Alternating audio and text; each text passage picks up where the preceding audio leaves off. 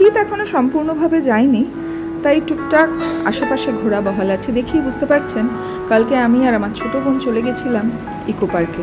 Eco পার্কের ground ভীষণ সুন্দরভাবে মেনটেন, পড়ন্ত রোদে খুব ভালো লাগছিল। আমি আর আমার ছোটো বোন 7 ওয়ান্ডার্স অফ দ্য ওয়ার্ল্ড দেখতে ঢুকে পড়েছিলাম ইকো পার্কের ডেজিগনেটেড প্লেসে।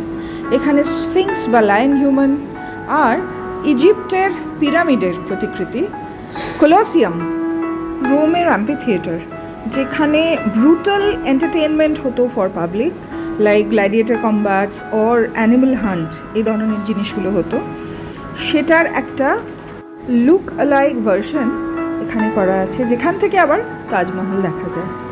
আমরা তারপরে চলে গেছিলাম the great wall of China. This is one of the most iconic structures, যেটা মানুষ তৈরি করেছিল। চায়নায় 21,000 কিলোমিটার জুড়ে এই গ্রেট ওয়াল অফ চায়না, যেটা ওদের মিলিটারি ডিফেন্স সিস্টেমেরও একটা পার্ট। এরপরে চলে গেছিলাম তাজমহল। ভারতীয়রা সবাই জানি এই তাজমহল হলো শাহজাহানের ওয়াইফ মুমতাজ বেগমের স্মৃতিতে তৈরি একটি স্মৃতিসৌধ। এটি পৃথিবীর অন্যতম শ্রেষ্ঠ মানব নির্মিত স্মৃতিসৌধ। এরপরে দেখলাম মোয়াই স্ট্যাচুস। ইস্টার আইসল্যান্ডে এরকম অলমোস্ট 1000টি স্ট্যাচু রয়েছে। তারপরে দেখলাম ক্রাইস্ট দ্য রিডিমার। মূর্তিটি আসলে রয়েছে রিও ডি জেনেরো, ব্রাজিলে। এখানে তার প্রতিকৃতি অপূর্ব সুন্দর। তারপরে দেখলাম পেট্রা, এটি জর্ডনে অবস্থিত সপ্তম আশ্চর্যের একটি। এটিকে রোজ সিটিও বলা হয়। খুব ভালো লাগছিল সন্ধ্যের আলোয় আলোকিত পেট্রা।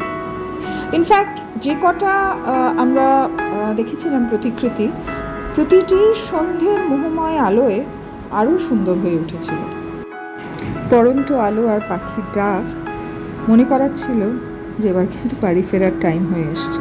তাই আস্তে আস্তে টাটা বলে বেরিয়ে পড়লাম।